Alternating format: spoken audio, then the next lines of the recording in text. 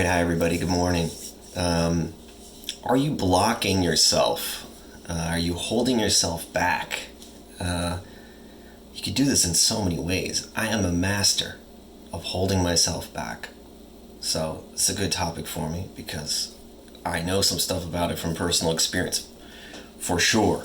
We can just talk about like creatively, like if you have a creative urge, some kind of like feeling inside you, something needs to come out.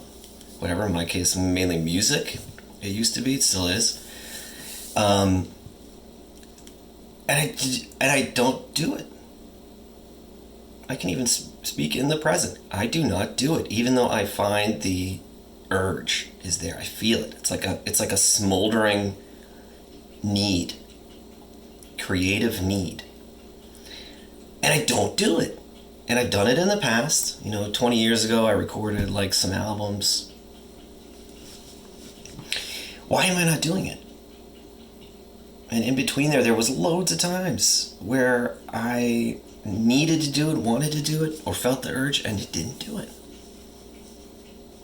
And, now I look back and now I see myself even now, and I know that there is some kind of block.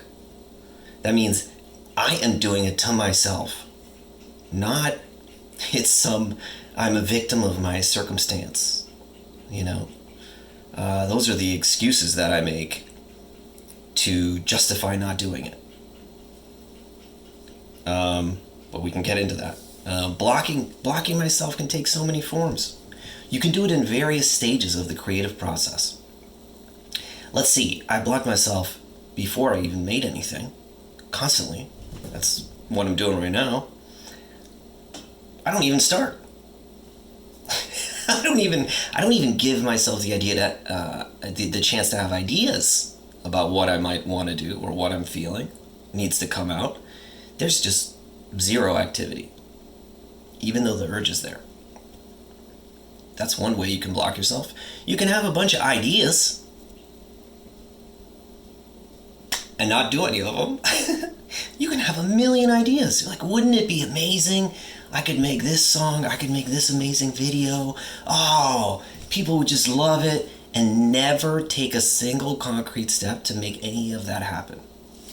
I've done it. Okay? I've definitely done it. Then you can take concrete steps to make it happen. So in my case, I could write a song, come up with something, and never record it.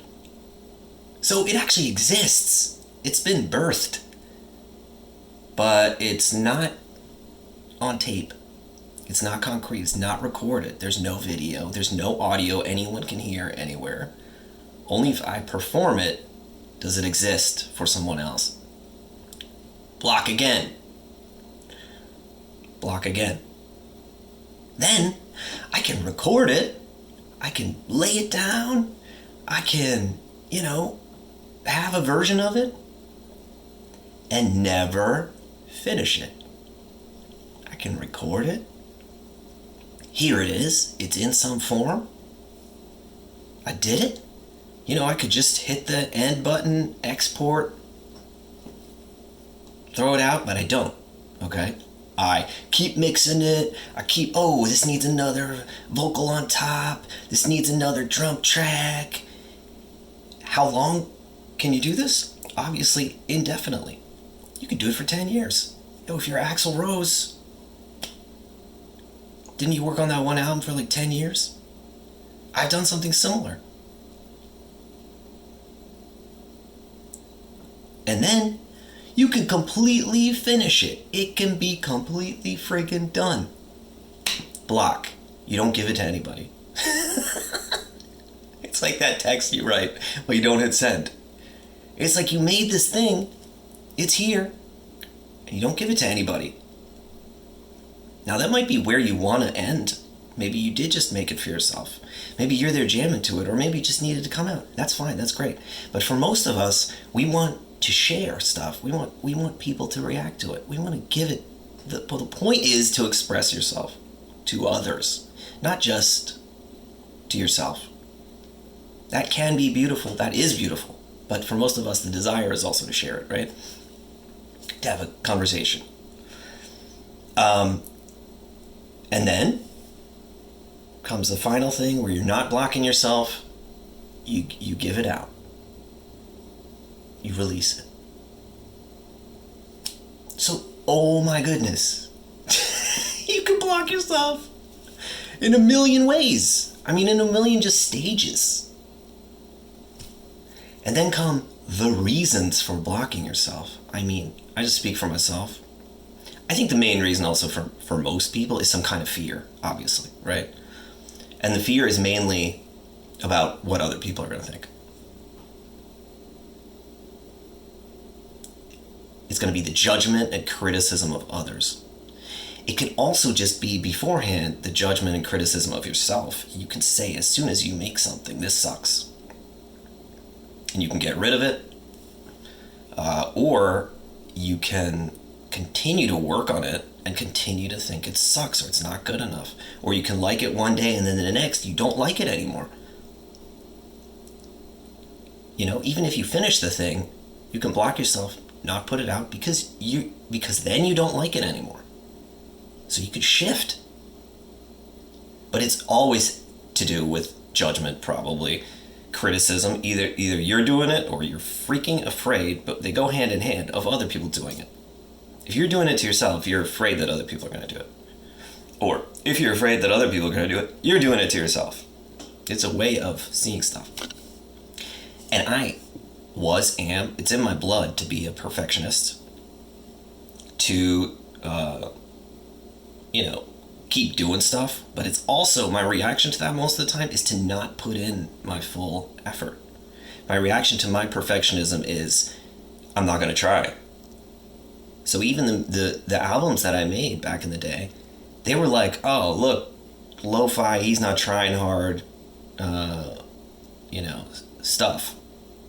Because I was too afraid that if I tried hard and then was criticized that it would hurt too much. That wasn't conscious, but that was what was going on. In hindsight, I know that. So, fear. Terrifying fear. And debilitating fear. This is harsh, man.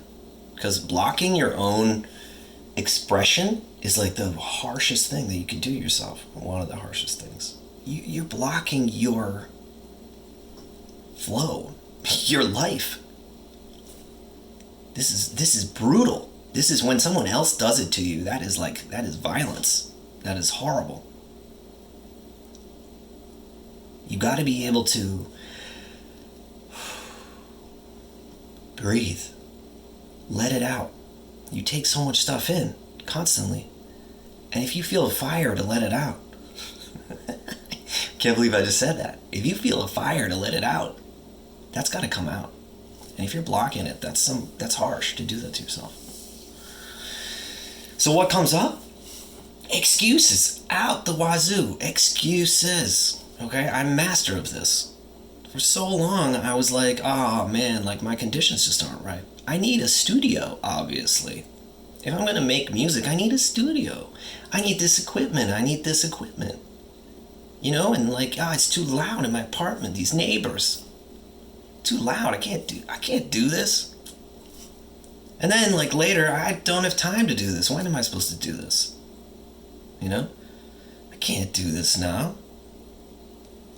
There are a million. Oh my God, I have too many obligations to my freaking partner. She's taking up all my time. I can't do this. How could she be doing this to me? I need to express myself and make my own art. It's like, oh my God, really? But that is for sure what was going on up here. To not acknowledge the truth of it, which was I was not able to let things flow, to be my genuine self, to take responsibility for my own agency and my ability to do stuff when I want to do it. So I had to blame other people externally why I wasn't doing this. Oh, I can't be myself. Oh, I need this. You're in my way. My apartment's in my way. oh, New York is too, like, it's too loud. Like, I need a studio that's, like, quiet. So, I mean, you get the idea. The excuses, of course, like, how you block yourself is going to vary. The excuses that you tell yourself, they're going to vary. And being able to see that they're excuses is a massive step, obviously. I mean, when I started seeing that, I don't know, the studio having is not the problem. I am the problem. The block in here, my fear is the problem.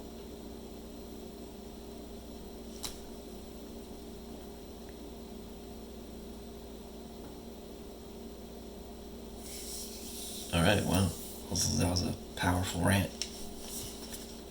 I'm wishing you well, all you creative people, all you artists out there. Lots of love. Ciao.